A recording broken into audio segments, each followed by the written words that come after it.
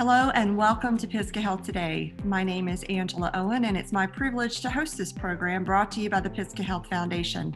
The Pisgah Health Foundation is a public 501c3 charity founded in 2019 by a board of 7 caring individuals committed to improving the health, wellness, and lives of Western North Carolina residents.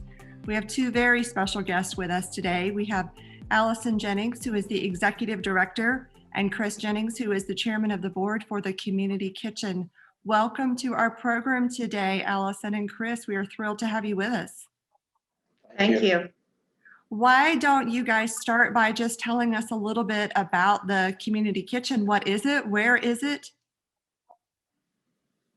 We are a soup kitchen, of course. We are located in Canton, North Carolina. It is at 394 Champion Drive. Most people know it by the old Easy Stop building.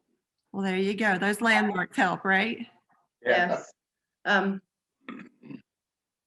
We serve dinner, a meal, 5 days a week. Give food box distribution twice a month.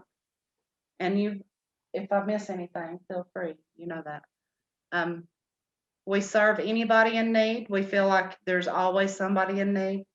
COVID has really hit hard during this time, so that we can't do exactly what we did, but at least we're still able to feed the homeless and the needy during this time. Did you see a change of need when COVID hit? There was an increase in food. When it first hit, we actually ran out of food. Wow. And that's something that has never happened in the 12 years that we've existed. We have never ran out of food. And that was hard. That was hard, but the community and able to write grants, the community pitched in also. So we are good now with the food. So the kitchen was established in 2006. And we have been in existence as the community kitchen since 2008.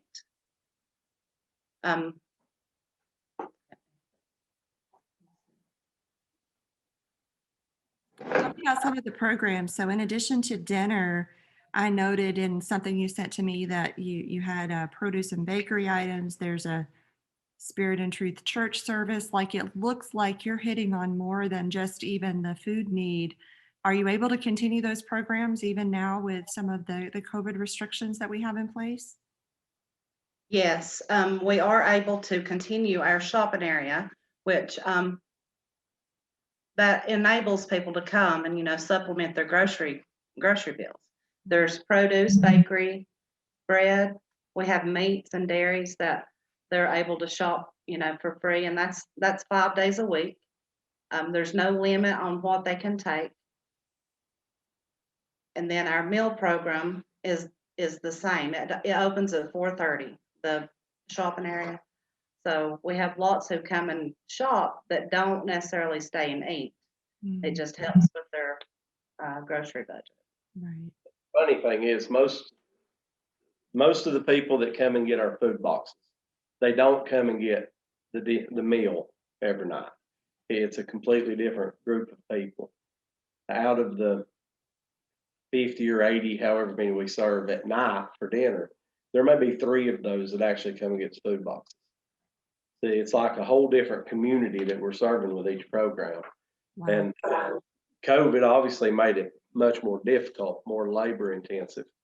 But the community really did just show off during COVID. So I think they knew everybody had a great need, and one night we served 136 plates of food.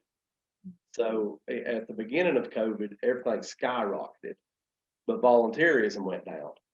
So we essentially had Allison and me and 2 other board members that kind of carried it through that, because the volunteerism had went down so bad. And I think it's starting to level back out to kind of normal, the amount of people that we serve, but it's been an adventure. Chris, as you're talking, it makes me think that while the need for food and that food insecurity number went up, people were hesitant to leave home and not so sure about what was going to happen with COVID. And so you have those that are serving, as you described, the volunteerism going down. And so I'm encouraged to hear that it's starting to level out. I'm also encouraged to hear, the heart of the community really wanting to come out and serve and be a part of the solution. And so let's just bridge in, how specifically did Pisgah Health Foundation help you guys in meeting those community needs? They were able to help us with our HVAC. We had purchased this location in 2016, but it took all those years to renovate to be able to move in. We got the grant from Pisgah Health Foundation, and we had our HVAC, our heat and air conditioning. Unfortunately, COVID hit. It is helping tremendously with our food temps that we have to keep up with, keeping our food safe. But we haven't been able to enjoy it with our neighbors because they've not been allowed in yet. So it has helped out tremendously to be able to have heat and air in this building. We had cook teams coming in and volunteering 4 hours at night and at 90 degrees in the building. And it was quite miserable to do that, but they really hung in there. So all our volunteers are very excited to not have to live through another summer of that. That's encouraging. It sounds like you're going to have some ribbon cutting celebration when you are able to bring those who are eating and being served, your neighbors that are coming in. Yes. You have to do some sort of celebration. We plan on doing that when we get fully opened back up. We were able to enjoy this building with our neighbors for 3 months. And then we had to shut down. So that has been a very heartbreaking experience on that end. That they're not able to come in and enjoy what they have been waiting for, for all these years. And we pride ourselves on living life with them, on the relationships that we build with them. And when we can have them come in for dinner or come in to receive their food box, well, it's nice to sit down and talk to them. And you learn more, you learn their struggles. Because typically food is not the only struggle. So you're able to point them in the direction they need for this thing or that thing, and you get to know them and you become part of their life. And that's one thing that has really hurt during COVID. I think we're all kind of more separated and isolated. And a lot of the people we serve already lives a life of isolation. You have elderly that the only people they see are the people they see at the kitchen when they come for dinner. And so they're already isolated, and through COVID and everything else, people's become more isolated. And it'll just be nice to be able to spend that time with them again. We're hungry for relationships. Yes. And we're hungry for that community component. And that really will be something special because, as you said, food is generally one component and perhaps even a symptomatic of something else on a deeper level. So I know the community and those neighbors value the relationships along the way. Well, Allison and Chris, how can people find out more about you? How can they support you even now in the current stage that you're in? And what other important news would you love to share with our audience? They can always donate food. They can visit our website and get a little bit more information, but they can always call me. I like to call or talk to individuals and let them know, either in person or I want to talk to them and let them know, it's more personal that way. Sure. They can always call anytime.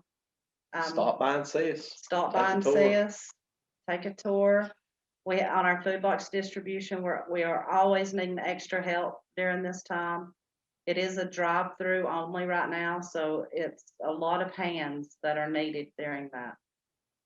Daily volunteers in general our cook teams are good. We have several volunteers that their role is helping with the food boxes, so we know we're gonna see them. But just daily volunteer stuff, like sorting the produce, putting the produce on the tables, helping organize food, putting food on the shelves, accepting donations and things like that. That's something that we need more volunteers to do. General cleaning, some people just love to clean. We have in the past had people that their job was they come in 3 days a week and they just spent 2 or 3 hours cleaning. And we've missed those people. And that a lot of the extra things, the special things, like the golf tournament that's coming up that we do with Haywood Pathway Center, stuff like that we post on Facebook. If there's a special giveaway, like if we get a large load of something in, we're doing a special giveaway for that. They can find those things on Facebook typically. Lots of ways to be involved. Now, I know your website, I thought I had it pulled up, so I was looking over here, has a little bit of a different, it's not just the communitykitchen.com. Do you have your website address on offhand right now? I do. It's actually the communitykitchen.strikingly.com. .strikingly.com. That's the unique identifier for your community kitchen along the way. Excellent. Excellent. Well, anything else, Chris or Allison, to share with us today as we just really look forward? I look forward to hearing about that celebration day that hopefully will be out there somewhere soon when you'll be able to bring your neighbors in to that new place. Just that what we are the only meal program on this side of the county. And a lot of people get to thinking that we're serving canned, but we serve all of Haywood County, some of Jackson County, Buncombe County. We've got people that come out of Madison County that comes here to receive things they need because it's just easier for them to get here. It is a busy organization, lots to do, and we get people get the idea that we're just serving little candy, but we're not. And I just want to highlight that we are serving this whole county and working together with other agencies and trying to bring some unification to the community, to the other nonprofits, the other Christian nonprofits, to bring the community and the kingdom together, so that we're not doing the same thing as everybody else. We're not repeating services. We're not doing those things, but coming together to best serve our community and give people their dignity back. That's one of our main things here. We want to serve people with dignity. We want them to be able to keep their pride and their confidence and let them know that they are functioning members of society, that they are part of our community, and we love them. Wonderfully. So much more that you're doing than just serving a can of food, as you said. And let me just say on behalf of the Board of Directors of Pisgah Health Foundation, thank you to both of you and to the rest of those who are working alongside you to bring about such great services there in your immediate community and across those county lines as people are coming in for food and fellowship and the support that you're providing. So thank you again so very much for joining us today on Pisgah Health Today, and thank you most of all for the work that you're doing to serve the community there. Thank you. Thank you. We also would like to say thank you to Wildflower Media for their technical and creative support, as well as to say thank you to the Pisgah Health Foundation Board of Directors and staff and the Physicians Roundtable. If you liked this story and would like to support this and more stories like it, let me encourage you, go to pisgahhealthinsiders.org and join the movement. And while you're here watching us, either on YouTube or Facebook or wherever, share, like, and tell this story. Let the world know about the Community Kitchen and the great work that they're doing. Until we see you on the next Pisgah Health Today, stay well and be well.